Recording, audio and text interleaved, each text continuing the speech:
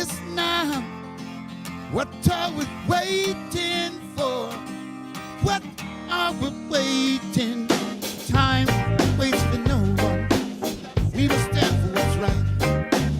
All the children of the world, we should not shed no blood tonight. Can't you see what the people do? How they make the case. You may say peace to me, I may say assalamu alaikum too. The world is now. What are we waiting for? What are we waiting for? The world is now. What are we waiting for? Hey, you're our witness. Come down and say the truth. You are a witness.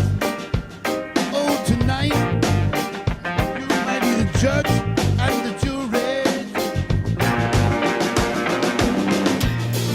The world is now.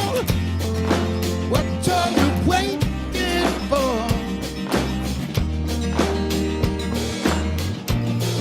The world is now. What are we waiting for?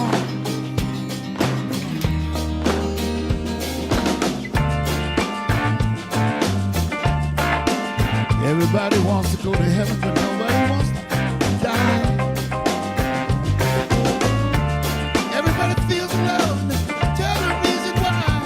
Let me explain this to you. This is what happened. One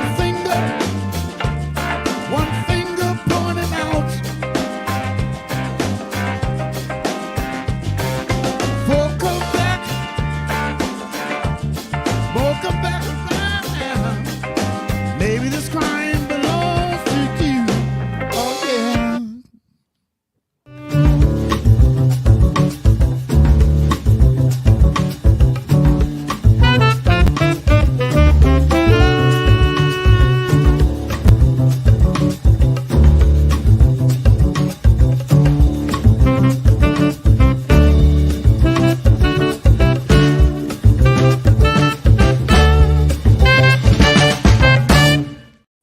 I'm Al McFarlane. Welcome to the Conversation with Al McFarlane. We're broadcasting live from George Floyd Square. We have declared this to be George Floyd Week. Special thanks to our sponsor here for this special series, Kowalski's Markets, and I have the pleasure of opening the show today with an interview with one of the principals, the owners, the president of Kowalski's Market.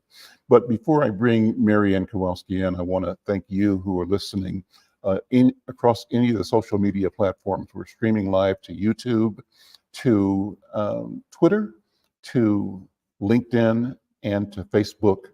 And we have been broadcasting all week long at KFAI. You know, our show is normally every Tuesday. The station has preempted programming every day except for today.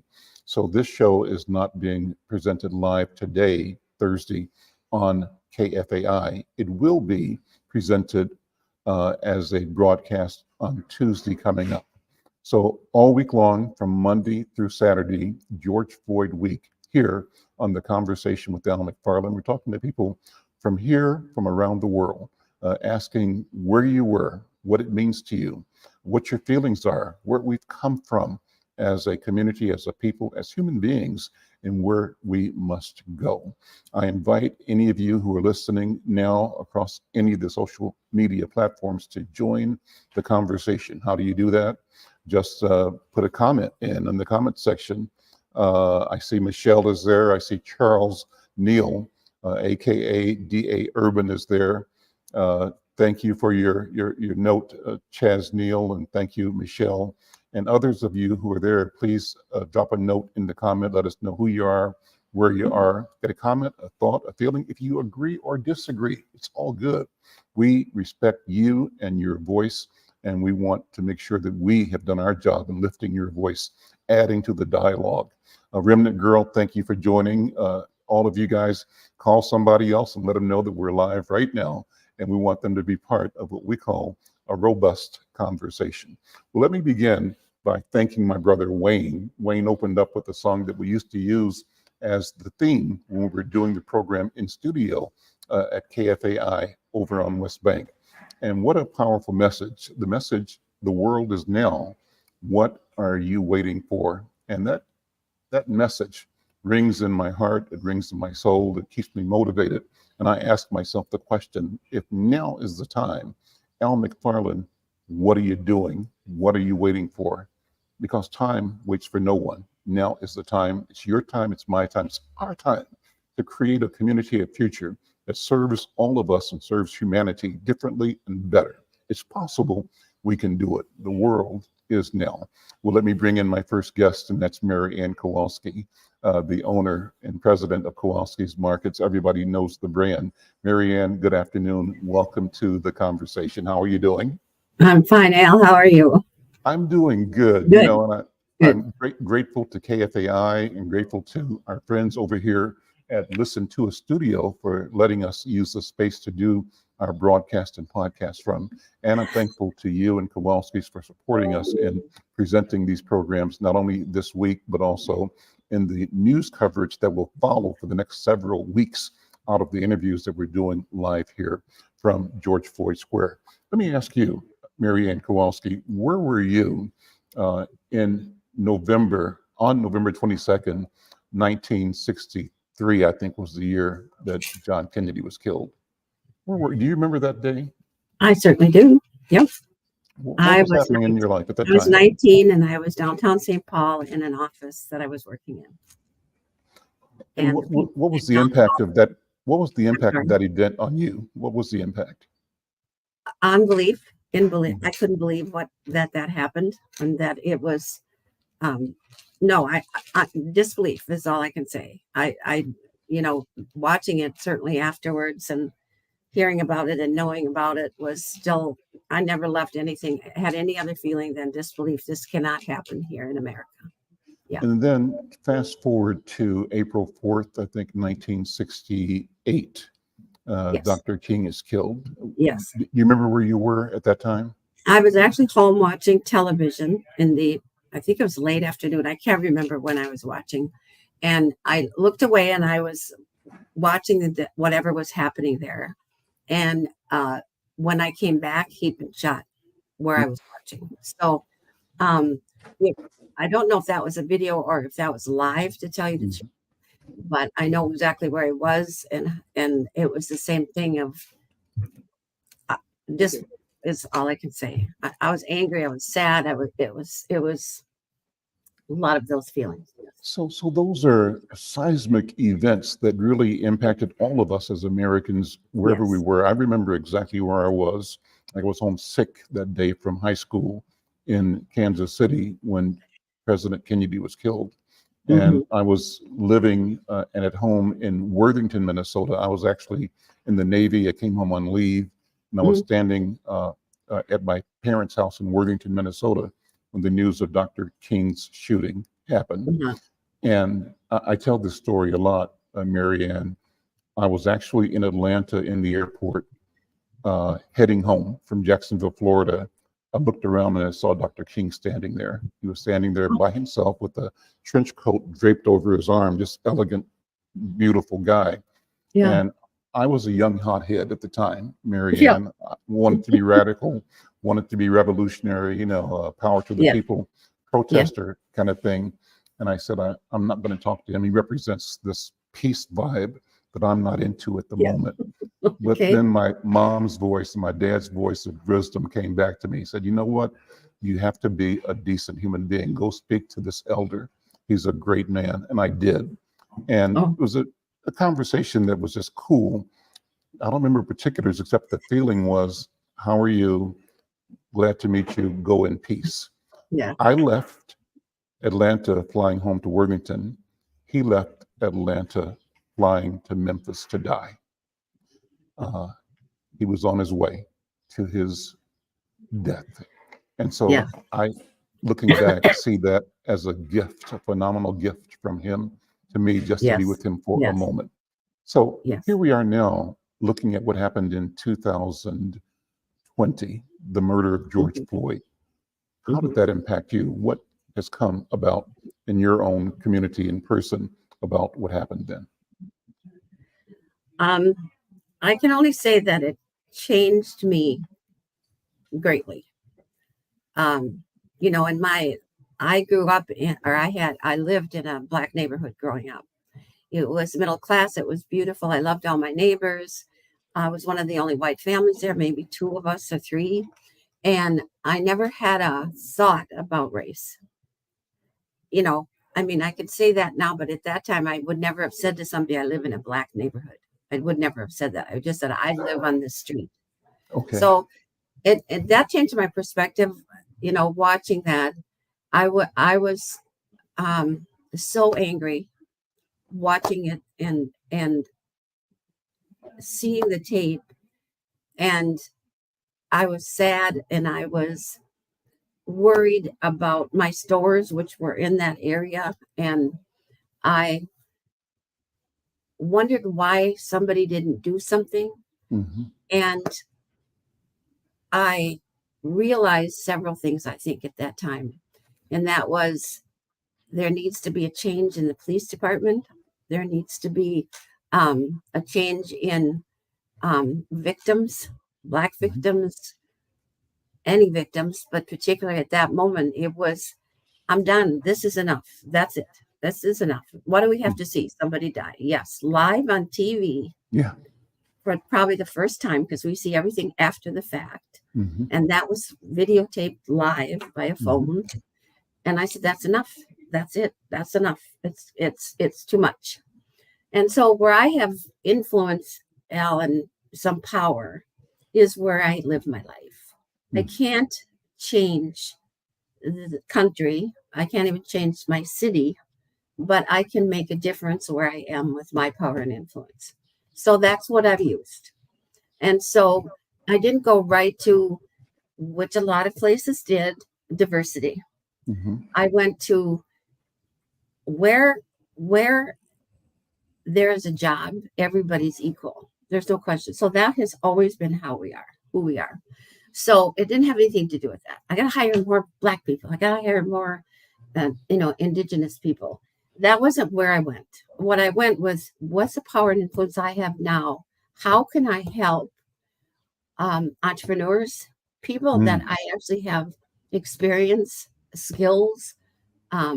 And so we are involved in a couple of organizations called Neon and 4AP, which works with all levels of people, but entrepreneurs to get them to market. And I am a board member of ACWI, which you are also, Al. Mm-hmm.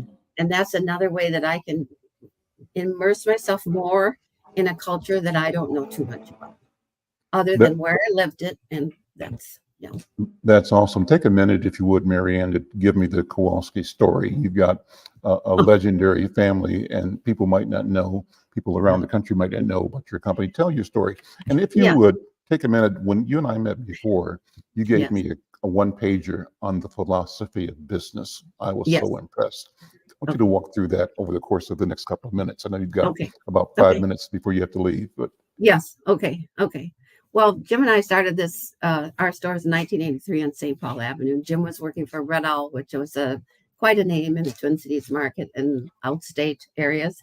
And he had an opportunity came to get a franchise in the Twin Cities market.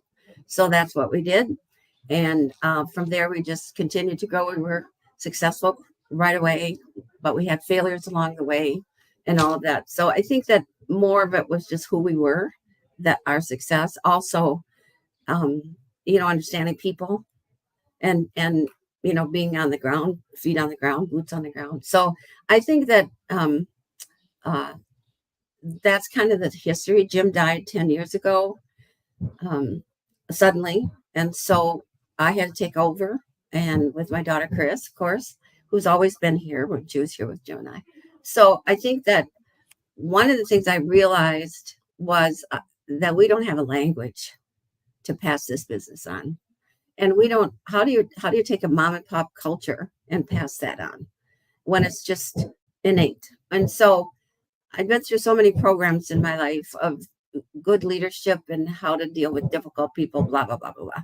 And so I think when I got introduced to civic organizing, And I looked at the principles and the standards and all that kind of stuff and said, this is more meaningful. It's bigger than me. It's bigger than the grocery stores. And so this is something that will resonate, I want to resonate with people. So I had to train myself. I had to learn a new language, excuse me. And I had to learn political skills, all kinds of stuff politics was a bad word. I don't think of politics as bad anymore. It's just the work of the people. We're all political. We just go to work every day, and that's our politics. That's right. So it was relearning democracy in its simplest form is ruled by the people. So I think that, just in understanding the real language of America and of sort of leadership, really leadership mostly, was really being able to put it down in words, teach it, learn it, teach it, educate employees that I have more power and influence where I do my everyday work. So if it's those people, whether you're 16 or 60, that work for us, go through a training program called civic organizing. And it talks about politics and power and standards and practices and common good and higher meaning and all of that. So, and I think that it really resonated with people immediately. So there wasn't good employee, bad employee. It had nothing to do with that. So that's kind of, if that's what you're asking, Al, I think that's what I'm asking. That's it. That's a wonderful story. Okay. And what I'm taking from that, Mary Kowalski, is that there is a way to incorporate the activity of serving people's needs that reflects values of equity, that reflects values of respect, reflects values of opportunity, and it connects all of us to each other in a way that is genuine and practical. It can happen, and it does happen. Absolutely. Mary Kowalski, thank you so much for spending part of this time today with us. Thank you for your support. You're very welcome. Thank you for doing business with me at Insight News, and we look forward to having you back on this program down the road. Thank you so much. Okay, thank you. Thank you, Mr. McFarlane. All right, take care. Bye-bye. I'm Al McFarlane. This is The Conversation with Al McFarlane. We're streaming live from George Floyd Square. We're at a wonderful venue. It's called the Listen to a Studio. It's the brainchild, the work of King Demetrius Pendleton. He's here. You'll hear him in a few minutes. He's helping me organize people from the community to talk about why we're here, the reason we're here. We're here at George Floyd Square. And again, I want to talk about my brother, Wayne McFarlane, who's providing the ambience and the music. Wayne, give me 30 seconds while I praise you. To those who don't know it, Wayne is like a Superman. And to do this show 2 weeks ago, he had quadruple heart surgery, open heart surgery down at Mayo. This man is a miracle. He's a walking miracle, but he is a person doing, I believe, God's work, and he's reflecting the power of compassion, of doing. So Wayne, thank you so much, man. Do something and we'll bring our next guest up.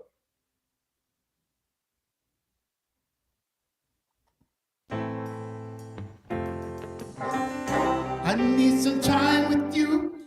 So much, what can I do?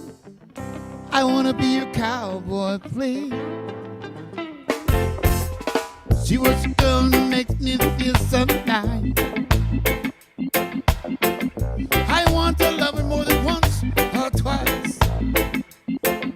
I give her love, it was full for sure. We did not want to open no door and let no one else in, but being alone. I just dread love. I'm a cowboy, I'm coming to your town. I just dread love. Cowboy, I'm coming to your town. Every time I see you, you make my heart go wow. Listen, let's keep rolling here. I'm Al McFarlane. This is The Conversation with Al McFarlane. We're broadcasting live streaming today from the George Floyd Square. This is George Floyd Week. We have declared it so. And I want to just thank a lot of the people who have been doing the work here day in and day out, reaching out, connecting, keeping everybody in a moment of remembrance about the inequities and the challenge and the opportunity to create change, to be the change. One of the people I just met, he's a new old friend. His name is Joel Clavercamp. And he had some wonderful stories that I'm connected to because he's involved in unions. Joel, welcome to the conversation. Hello. How you doing? Glad to be here. Glad to have you here. You were telling me before the broadcast that you have a life of experience of organizing young people, students in particular, for AFL-CIO. Tell me about that, first of all. When I was 19, I got involved in politics. I found myself the youngest member of Governor Perpidge's administration. I just opened mail and answered phones, but it was a hell of a job for a 19-year-old and skipping up those Capitol steps every morning. And at some point in time when I was working for Governor Perpidge, another staff member came up to me and said, I think you'd be really good at this other job over nearby at the AFL-CIO. I think Perpidge was losing his election, or I forget what happened. It was a long time ago. And I found myself running the AFL-CIO student organization. We started pro-union clubs on college campuses, like college Democrats or college Republicans, only pro-union clubs. And I did that while I was in school and for 3 years in Minnesota. And we helped raise money and support solidarity in Poland, and raise money and visibility for South African Black trade unionists, where some of the issues that were happening at the time, aside that we used to interest students in unions, aside from voter registration and different things that were happening locally. And go ahead. So what brings you to George Floyd Square today? Well, from my background with working with unions and civil rights activists, I quickly learned that the organization I was working with, it was called Frontlash, this student organization of the AFL-CIO, was started by folks in the civil rights faction of the AFL-CIO. A. Philip Randolph, who organized the Brotherhood of Sleeping Car Porters, and Bayard Rustin, who organized a sister organization to what I was running. I ended up running this organization for about 7 years nationally, weaving in out of 90 unions. And when I first moved out east to do this, a friend at the A. Philip Randolph Institute, which had an office right next to mine, said, "Have you met Randolph?" And my knowledge at the time of the civil rights movement was a little sketchy, but I said, I thought he was dead. And he said, "Come on over here." And he went into a closet and pulled out an urn, and he put it in my hands. And that was the ashes of A. Philip Randolph, which was quite an experience. Oh boy. And oh boy. And the A. Philip Randolph Institute was the president was Bayard Rustin, and I would go up and down an elevator with him, and I was 25, he was 75. We didn't have a lot in common, but he would say, "How are you, young man? How goes the struggle?" And I went to his 80th birthday party where he sang opera, which is how he earned money to go to college by singing opera, and then to his apartment, and which had this fabulous collection of art, and for the people of African art. And for the people who don't know, Bayard Rustin was the chief strategist behind the '63 March on Washington. And my mentors in the AFL-CIO were his lieutenants back then in '63. A young man named Tom Kahn, who wrote speeches for King and Rustin and others, and a woman named Rochelle Horowitz, who organized the buses that came to the March on Washington. I knew them. They were 17, 18, 19-year-olds back then, but I knew them later on when Rochelle was the political director for the American Federation of Teachers, and Tom Kahn was the international affairs director for the AFL-CIO. He bought me my first gin and tonic in DC.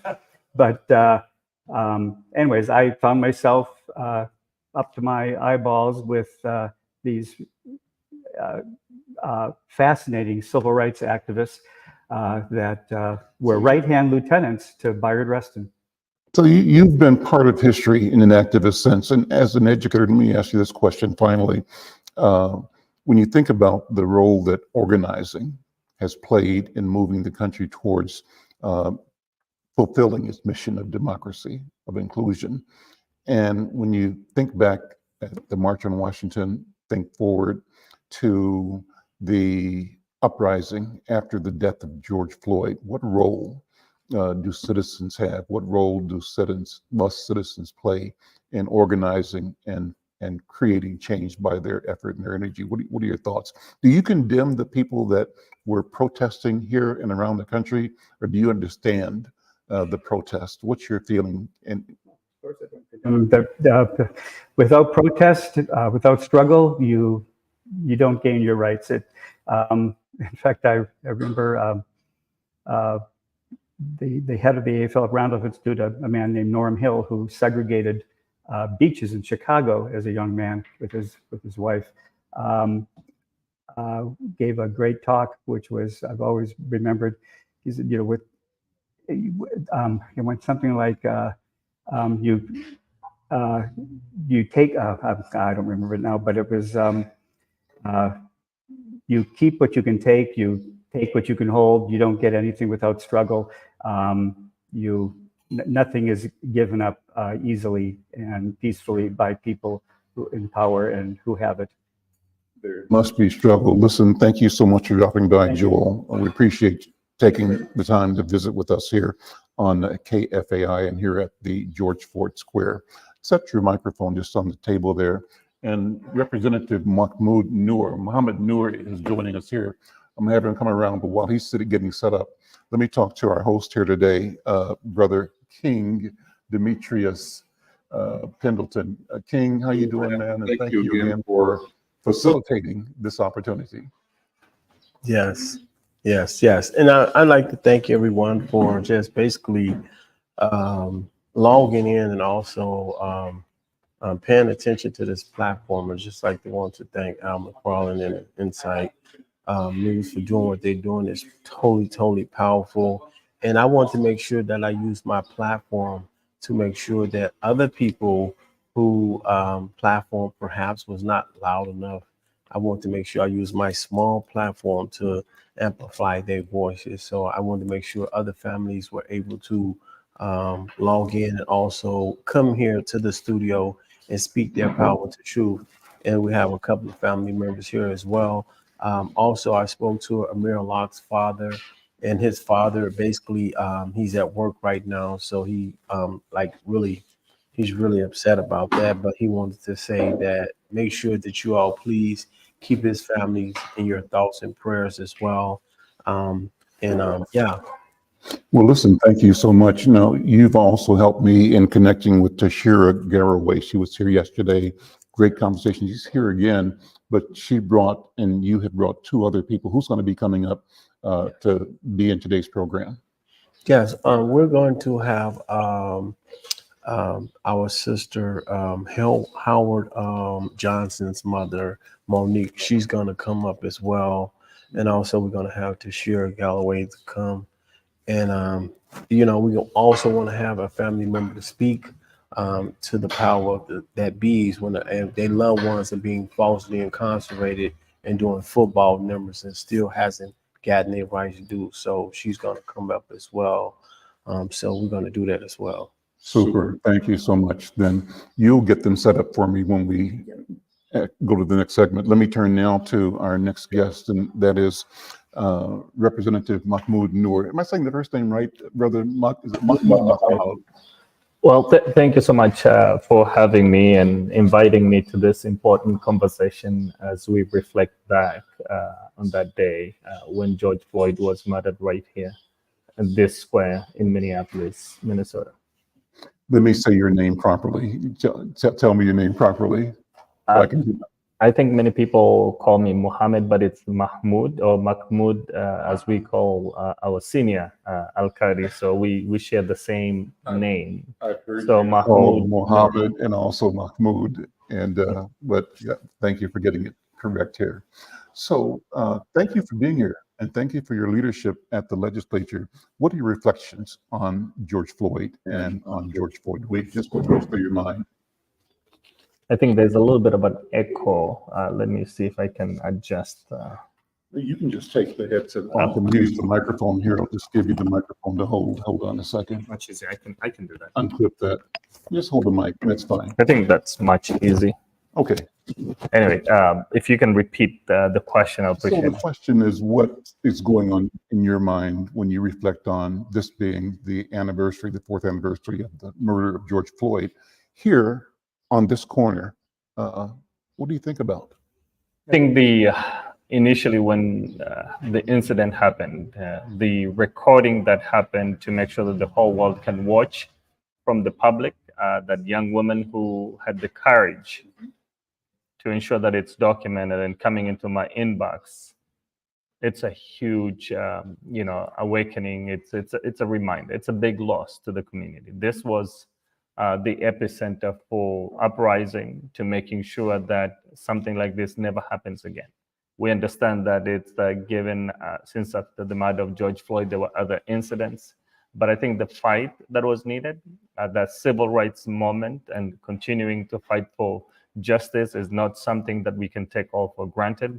So it's a reminder to me and all of us, even to a legislative process, the fight for justice will never end. We'll have to keep on going forward, step by step, every single day, regardless of the opposition that we may end up receiving, so that we can fight for justice for those who have been killed or murdered by unjust, system. Not only the police, but we also have some economic injustice and so many other things that we tend to forget.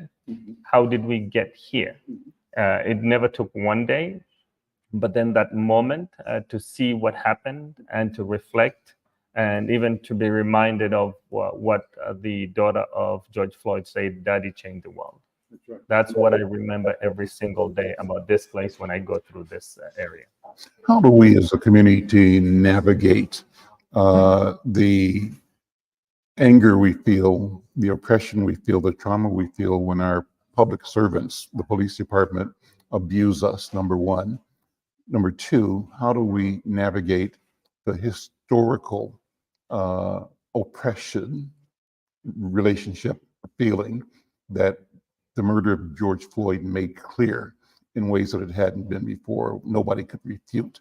Often in the past, when something happened, it was always sort of categorized and presented in media as a one-off, an aberration. But what our community had been saying forever is this is a part of public policy, the marginalization of Black people and the oppression of Black and brown bodies.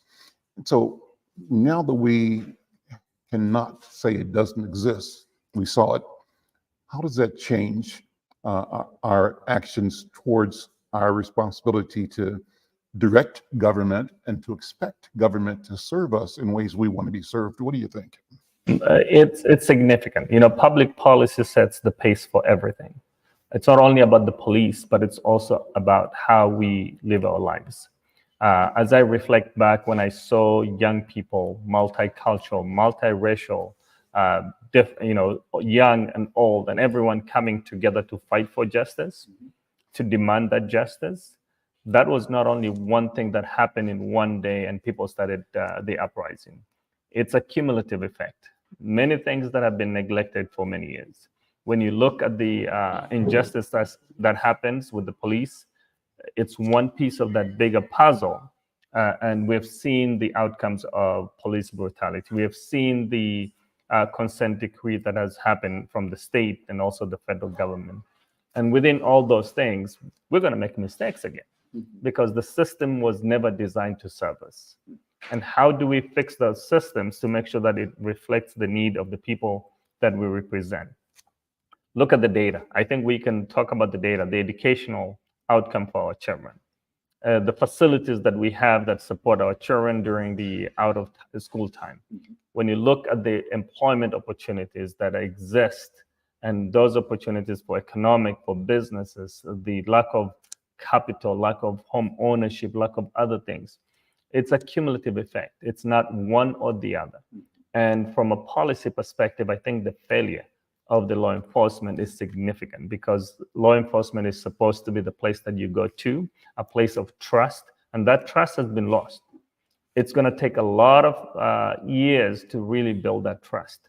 And it's going to take all of us coming together to really address that issue when it comes to police brutality and also the systemic injustice that exists. We're one of the few states in the House of Minnesota when we declared, the injustice and everything else, the discrimination, everything collectively, that those things really impact our lives. We passed a resolution to address that issue, and that happened during the uprising. Unfortunately, it was also one of the significant challenges that we are facing as a community with the COVID-19 pandemic, which significantly also impacted our communities. We lost a lot of our loved ones through that process because of the inequities that exist, the things that we understand. It's not only one or the other. We may see things that are happening directly, but there are also hidden parts of the pain and the agony from mental health, things that you've been advocating for the capital, to make sure that we've got programs that really serve our communities, particularly the African-American community, the Black community in the state of Minnesota. It's a struggle, and that struggle continues today. I am the son of an immigrant. My father is Cuban-born Jamaican who came here. I have an experience of being what I call multinational, multicultural, from the Caribbean, and also from my African-American lineage. How have these events, both the pandemic and the George Floyd uprising, I'll call it that, shaped the set of relationships between immigrant and existing communities, particularly between Africans? And by Africans, I mean Somalis, Liberians, Nigerians who are here. Somalis, the largest group, and have made the most significant impact. You are elected in the state legislature, and they have representation. You have representation at city level and at state level, and changing the business character. Also, the Latino community has emerged in a massive way. So what has all this meant for how we both acknowledge and collaborate to create change? Does it mean that one community has to disadvantage the other, or is there a common ground and a common goal that we seek? I think there's a common ground and common goal. Number one is to also look at the historic injustice that African Americans have faced in the United States in general. I know that historic is something that we have to reflect back. As I've told many times, we may have come in different ways and shapes and forms, but the underlying issue is we have seen the injustice done more to the African Americans. They were grabbed and stolen from the land of Africa to be brought here without their will. And that is significant. And I think we're standing on the shoulders of those who fought for civil rights in the United States, especially for the African Americans, regardless of any immigration background you have. That struggle has never ended. Right now, immigrants are being used as a tool, as a political tool. We've had it through the Capitol. Every name that they can call an immigrant person happened even in the state of Minnesota, and dehumanizing the immigrant community. But that struggle has to be grounded of what has happened, right here. As the mother of George Floyd, we have seen the front line, those young hijabi women who are standing. I can see the photo behind you. Mm-hmm. That is a reminder that those individuals who were born and raised here feel the pain, the pain that they see their own brothers and sisters have gone through. The pain that the injustice that is happening on our streets, the pain of lack of opportunity that is happening every single day. So that collectiveness and that common ground, the common sense of how we can collectively come together is something that is much needed. The larger picture is we can all overcome. Mm-hmm. There's no challenge that we cannot overcome, but it requires us to have that collective mindset as we come together, whether you're an immigrant or an African-American or a Latino, Latinx. The point that is we have a great power in the state of Minnesota, and that power is our collective voice. And we need to be included in that collective governance in any structure of government, whether it's the city hall or the Capitol at the state in St. Paul, or whether it's in Congress, we can influence that system. We can fight for things that we want, but we have to understand our power is within us and we have to use it the right way. Brother Mohamud Noor, Representative Noor, thank you so much for being here today. Thank you for your leadership and your service to the community. Let's keep this conversation going. Last question, what priorities did you want to share about the legislative session that just ended last week? What's your report? I think there's so many pieces within that legislative wins that we've had this year, regardless of how it ended, as the opposition wanted just to filibuster so that we cannot take care of our communities. First of all, the paid family medical leave, that is going to be a significant help for our communities who don't have it, while the bigger corporation, everyone else gets a paid family medical leave, which is going to start next year. The Uber and Lyft drivers now can breathe with the 20% increase, and also this is the nation leading law that we've passed in the state of Minnesota. And so that was a big win. We've also put a lot of efforts to address the social needs of the community when it comes to mental health, when it comes to substance use disorder, when it comes to homelessness. Those are critical issues as we look into the future, including the waiver that we're trying to get Medicaid for those who are right now in jail, who are struggling.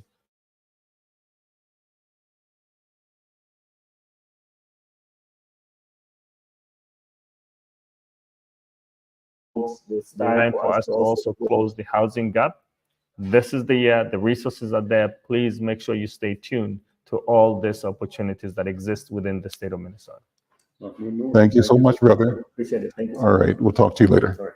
Unplug the microphone there. And then Wayne, give us some music while we transition. I want to bring our next guest up to the balcony. Have them in all three, these two chairs. Put one more chair up there. Thank you.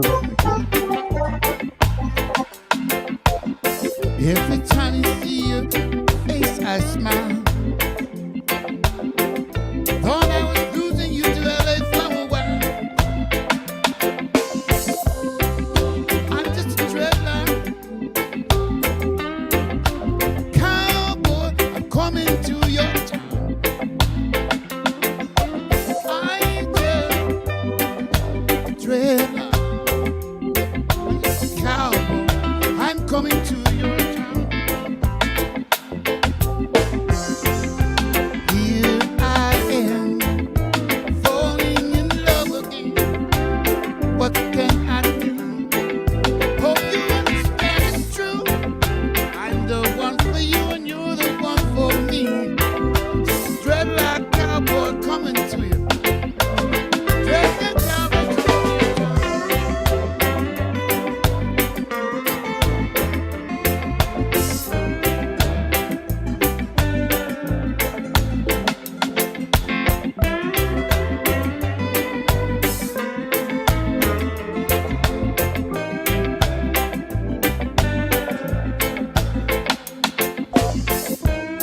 I remember when we used to sit in a government yard in Trenchtown. All in all those crazy hypocrites living amongst the good people we all know. No. Good friends we've lost, good friends we have known along the way, yeah. In this great, great future, you cannot forget your past. So let's just move along. Everything's gonna be alright. Everything is gonna be alright. Everything is gonna be alright. Everything is gonna be alright. Everything is gonna be alright. Everything is gonna be alright. I'm Al McFarlane. This is the Conversation with Al McFarlane. We're continuing with our live broadcast, our live stream from George Floyd Square here in South Minneapolis. We're at Listen to a Studio, thanks to Brother King Pendleton, King Demetrius Pendleton, for making the space available and helping us get people here. On the phone, on FaceTime, we're trying to work this out, is Amir Locke's father. Introduce yourself, brother, and thank you for joining the call. Thanks for allowing me to be a part of this discussion. I am Andre Locke, the father of Mary Locke, the young man who was brutally murdered by the Minneapolis police SWAT team on February the 2nd, 2222 in the wee hour mornings as he rests peacefully at a relative's home. Let me ask my producer if he's hearing it okay. Cooper, is that working okay or not? Yes, it's fine. So keep going. Yeah, thank you. Go ahead. So we are collectively still in the fight of our lives to pursue justice for my son, Amir Locke. Amir didn't deserve what happened to him. Amir was in the right place at the right time. Some people would say he was in the wrong place at the wrong time. No, Minneapolis PD was in the wrong place at the wrong time. As a matter of fact, my son had nothing to do with anything that was taking place. Tell the story. What happened? Remind people what happened that day. So what we learned, because we didn't know anything either, what we learned was that everything has something to do with a murder investigation that was taking place in St. Paul that may have had something to do with Amir's cousin, which is my nephew. So, and his youngest cousin, who he did not hang out with at all. So the interesting part overall is that the Minneapolis PD went into that unit knowing that the subject that they were looking for was not in that unit. So it was only a search for property. So they misled the public by making it seem like it was a warrant for a person. And it was never a warrant for a person. It was only a warrant for property. That's what they gave us. And which was more outrageous to our family after learning that that's what it was. Because it's only one way into that building and one way out. There were 7 stories in the sky. So it was no place for them to go. All they had to do was either bang that door like they would normally do and announce themselves properly, and my son would be alive to this day. Amir Locke did not deserve what happened to him. Amir was a beautiful person. He was a beautiful son. He enjoyed learning. He enjoyed teaching. Also, he actually started a company called Saving the Youth LLC. Saving the Youth LLC before his death. His goal was to use music, art, and also fashion to help the youth like himself. So he was into the music that they're into now. So, and that was going to be his way of reaching them. And I was all for it because I'm musically inclined myself. So Amir, he gets that naturally. So the thing is that we collectively, his mother, her family, my family, and all of us in the entire Twin Cities, with families supporting families against police brutality, we're all fighting collectively to get justice for each of our loved ones. And Amir is just a tip of the iceberg. George Floyd was the eye-opener for the entire world to see, but to shine a light on the brutality that takes place in Minneapolis with Black and brown people. Also, during the course of us fighting for justice for Amir, we've had a law passed. We was able to change some of the restrictions in regards to no-knock warrants. It became law August the 1st, 2023. They can no longer do no-knock warrants. The only way that they're able to perform these warrants is if there's a hostage situation or something like that. But in honor of my son, the no-knock restriction ban is throughout the entire state, so they can no longer run up in Black and brown people homes. I'm gonna ask brother King Demetrius to sit in for a second and to interact with the other guests who are here, because I think this makes it really close and really family. And King, I'm going to stand by and let you handle this and introduce and keep the conversation going.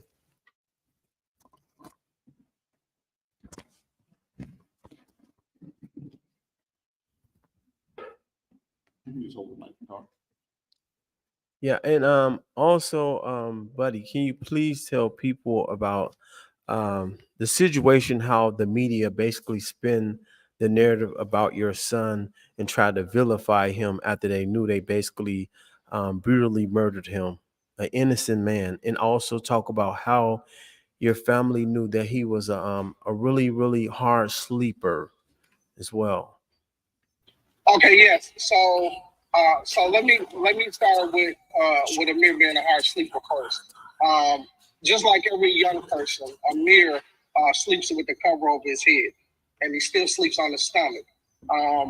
I knew before we walked into the police station to witness the footage, the famous footage that they put out to the public.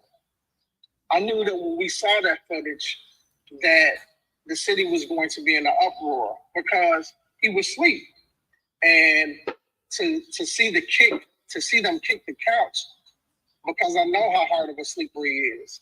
So for that officer, I'll say those officers because they were there collectively, to kick that couch and to startle my son, which is what made him reach for the weapon, his weapon that had nothing to do with anything,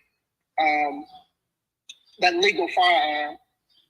Once he reached for that, one of the officers opened fire first.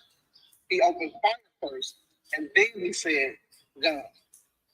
So Amir was definitely a hard sleeper. I know that he wouldn't have been able to hear that. If they'd only banged at that door, they probably would have awakened Amir, which would have gave Amir notice. And we wouldn't be going through this right now. But what we would be going through is fighting for justice for each of the family members that are sitting there that have already lost loved ones. So we will be in this fight with them. People don't know what this is like until it actually happens to them. We always see things from afar. We see it from afar and we say, oh man, that is terrible. We don't like it from dealing with past situations, from seeing what Blacks have gone through, African Americans have gone through for centuries. And from city to city, it's the same thing. It's the same exact thing. So how the media put a spin on things is that they kept showing a weapon that had nothing to do with anything. Yeah. They kept showing this weapon to villainize my son when they didn't have the facts. Right. It wasn't until I put the facts out there that he didn't have anything to do with anything, that he was asleep. It was until I put the facts out there that people started to open their eyes. So, but we live in a society now that 15 minutes of fame, everyone gets their 15 minutes of fame. Through Instagram, TikTok, and all of these social media sites. Everybody wants to be noticed. So, with that being said, everyone's attention span is like this. So everyone's attention span is short. So it's from one story to the next. So Amir was his story was there, but what happened is that the war in Iraq is what took the attention off of Amir's story. You know what? So I do apologize. The war in Ukraine. What's happening here with Amir now? Okay, but we're running out of time, and we really would like to finish this conversation with you again. We have two more people on the panel. We have Monique Johnson and also Howard Johnson, mother, along with Tashir Galloway, and along with our sister Lakeisha Armstrong. And we want to give them some time to speak about their loved ones as well. Can we talk about your loved one, Howard Johnson, who was tragically killed by St. Paul police officers, and can you just speak of that magnitude? Everyone, blessings to each of you.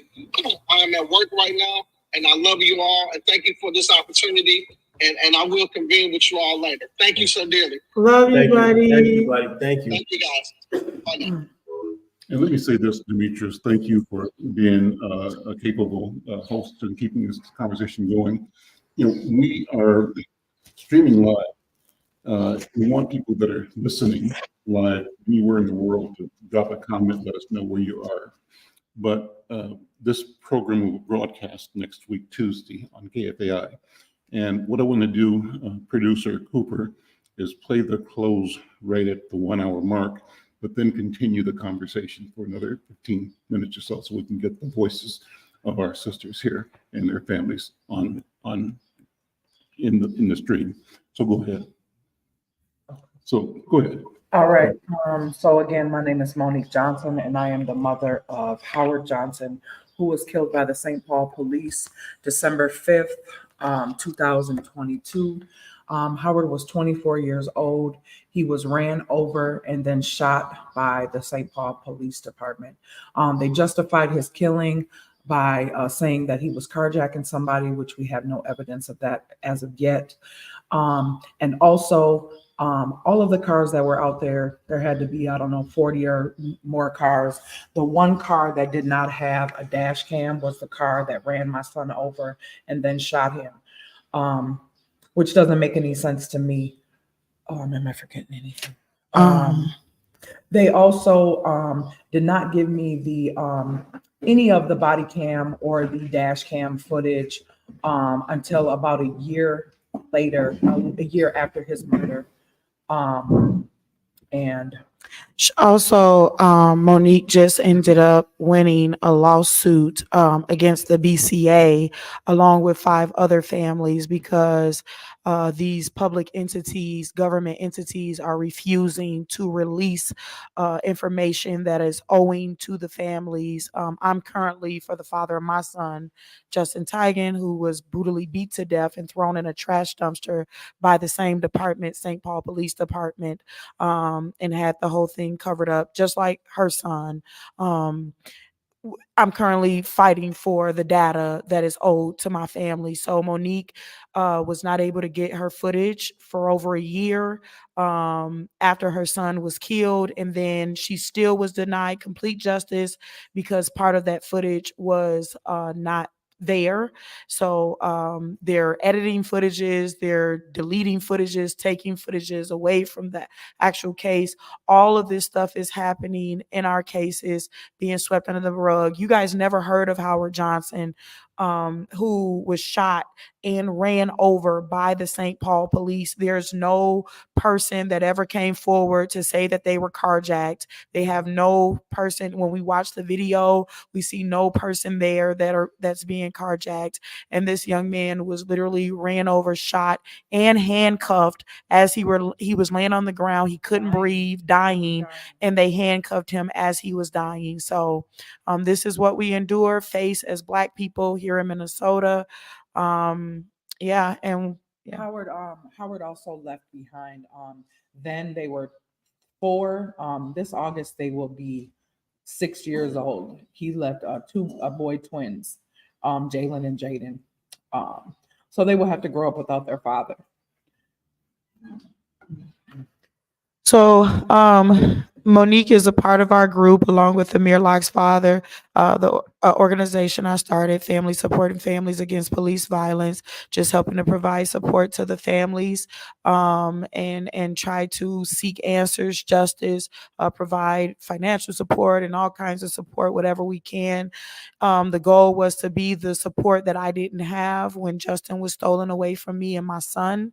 And we're 5 years in now, just fighting together in solidarity. We are considering my sister here, Nikisha, who's with us. We feel that whether someone is killed brutally on the street or whether they are locked up for a crime that they did not commit, it's all police brutality. And so we have my sister Nikisha, who's here with us today. The father of her children was wrongfully incarcerated.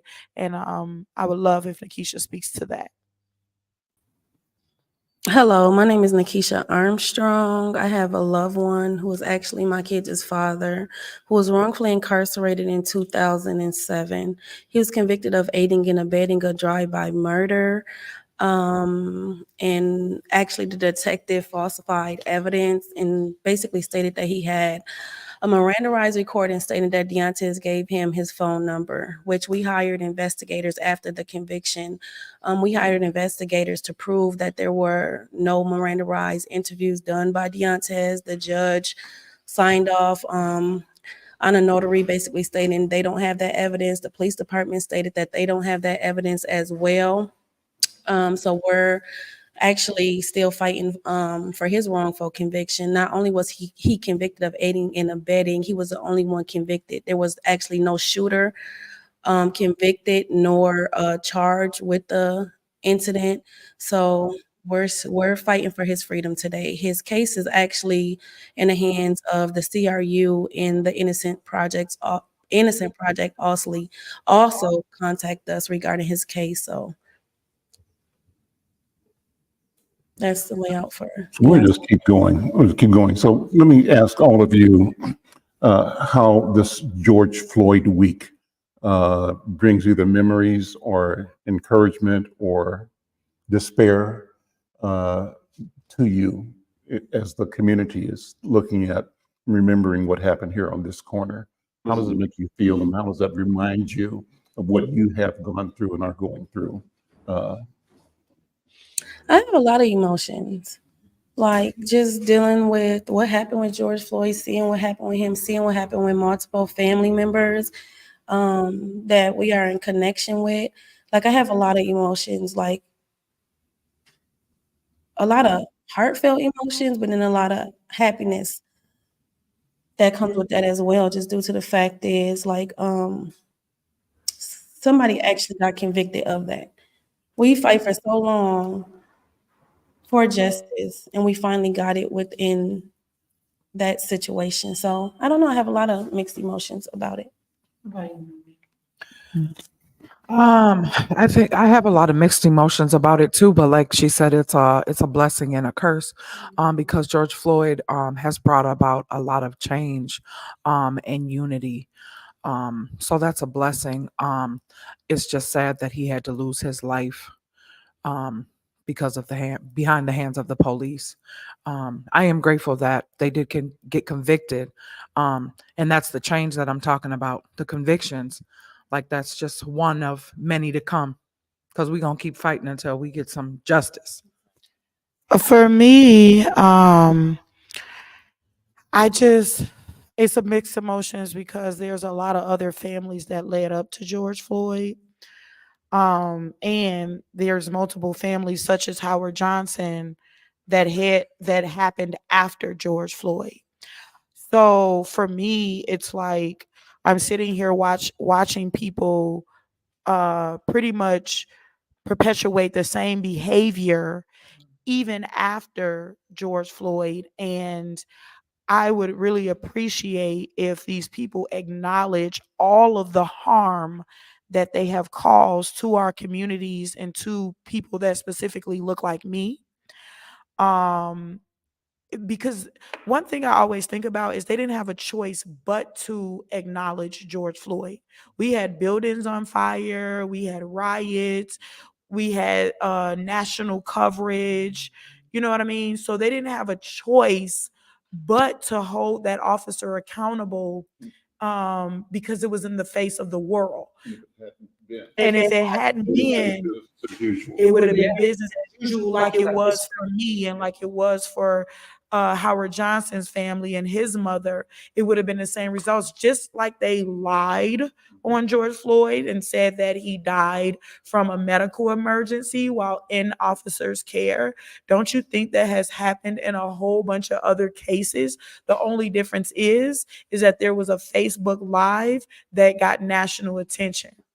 If either of you have been down to the Say Their Name Cemetery. Oh, yeah. Talk about that, because I think people need to know what that is. When you leave this building and go out and turn left just a few feet, you can look about a block away into a park area and you see a field of white tombstones. It reminds you of what you might see on Memorial Day or Veterans Day at Fort Snelling, but it's not Fort Snelling. This is the middle of our neighborhood. What is that? Talk about what that is and what it represents. Say Their Names Cemetery.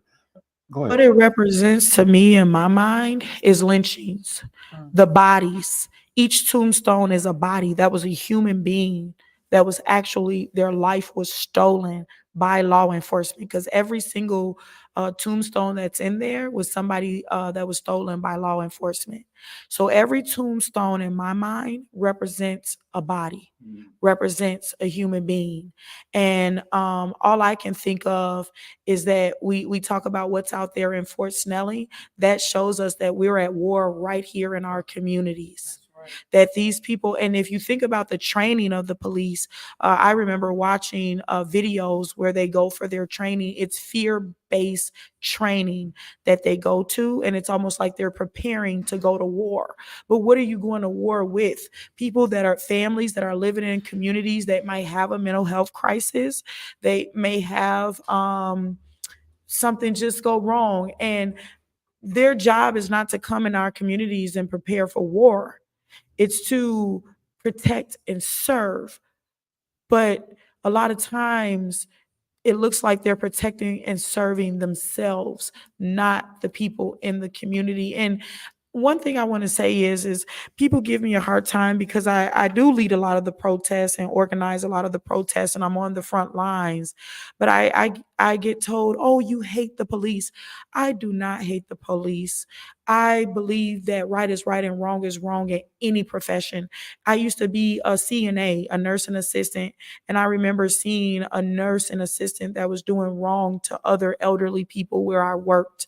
And I had to turn her in because for me, right is right and wrong is wrong, no matter what profession you work in. And so when I stand up on righteousness, when I stand up for human life, it has nothing to do with the profession that someone is in.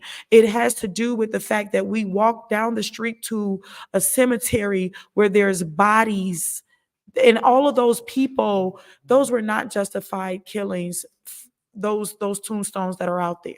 And just so we're clear, they're not actually buried there, but this is an installation to drive the point home. And you owe it to yourself to drive by there. And in fact, hopefully Saturday or Friday, we'll have a song that my brother Wayne was in called Enough is Enough. And the scene of that song by one of Wayne's artists, Ryan Listman, is that Say Their Name Cemetery. And the cry in the song is enough is enough. So Monique, same question to you. When you visited, when you first saw the Say Their Name Cemetery, what were your thoughts? What were your feelings? Heartbroken, because it's crazy that hundreds of years later, we're still in oppression. And to me, a lot of the police are like white supremacy. And they look at us brown and dark-skinned people as we are the enemy when we're not.